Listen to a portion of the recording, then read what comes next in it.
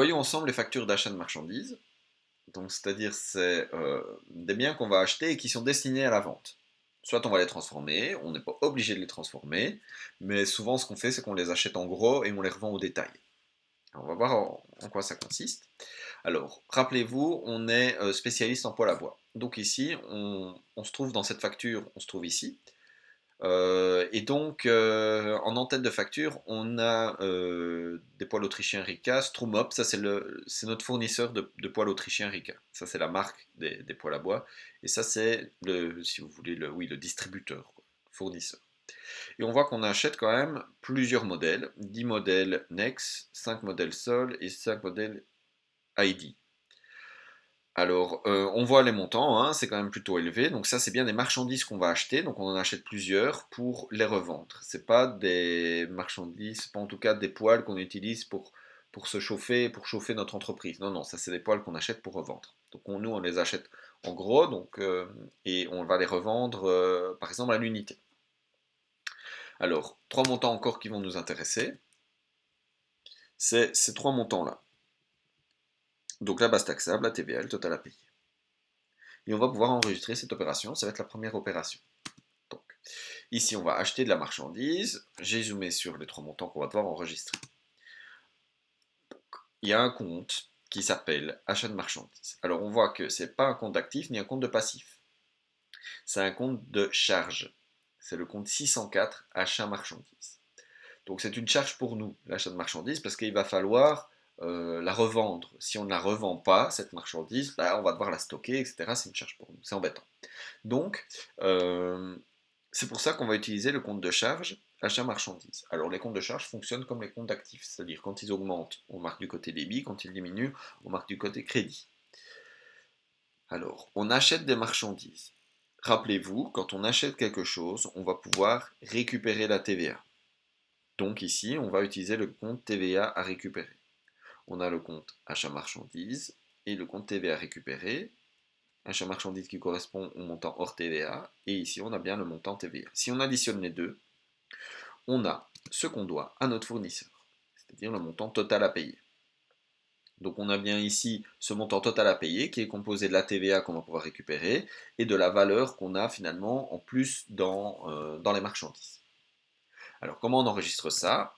On enregistre d'abord le compte qu'on débite, donc ces deux comptes-là, l'achat de marchandises et la TVA récupérée, et ensuite le compte qu'on crédite. Et ici on voit bien l'égalité entre débit et crédit. Si on voit bien, si on additionne ces deux montants-là, on arrive bien à ce montant-là. Ne pas oublier le justificatif.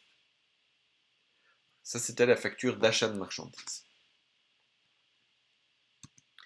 Alors maintenant, on va regarder les factures d'achat de services et biens divers. Alors, les services et biens divers, c'est les factures d'électricité, les factures de téléphone, les factures de gaz, tous ces types de charges-là. Alors, les frais de publicité, par exemple, aussi, c'est des services et biens divers. Alors, ici, on a une facture de Eneco. Donc, Eneco, c'est un fournisseur d'énergie. On voit qu'ils nous fournissent l'électricité et le gaz.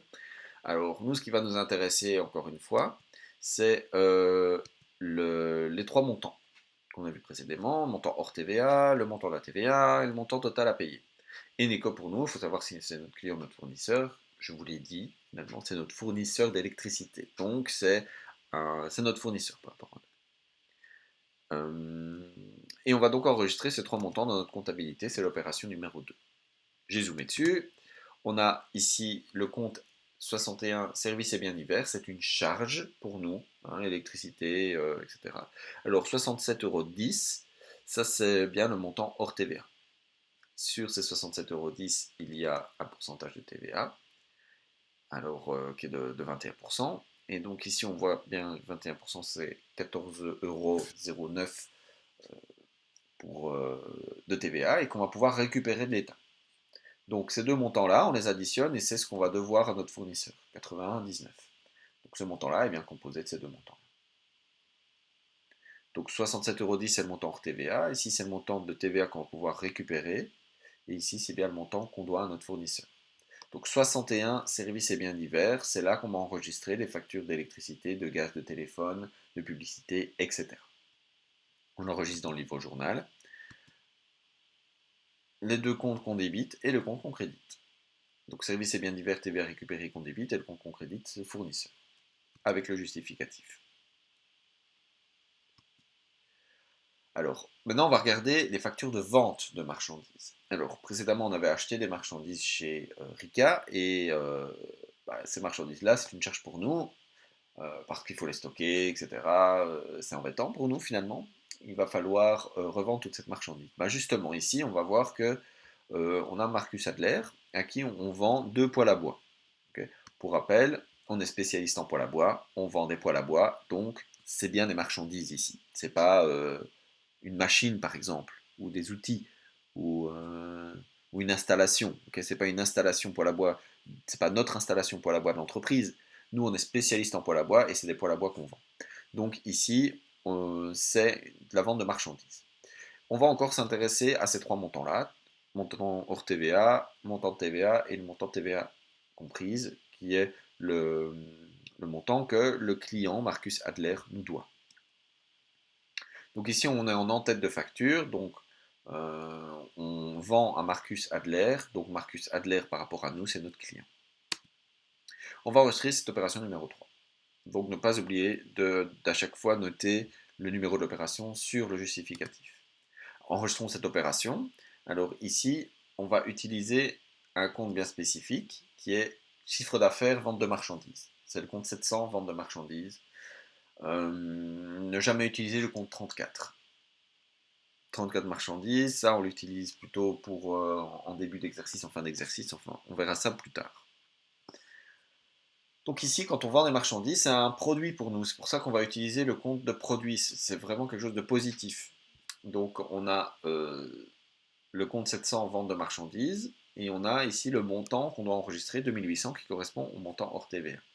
Ce qui est logique parce qu'on va avoir un montant TVA payé à l'État, parce qu'on est percepteur d'impôts, entre guillemets, c'est-à-dire qu'on prend l'argent que notre client nous doit et on le donne à l'État.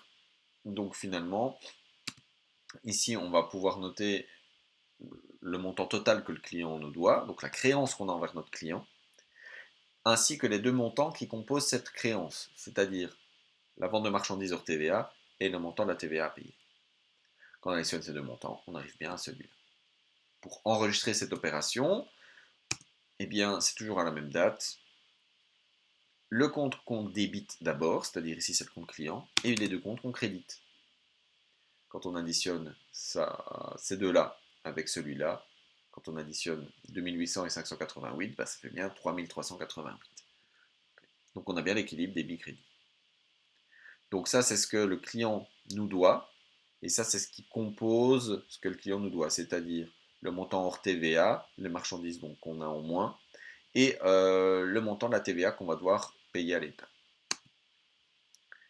Et aussi, on a bien le justificatif.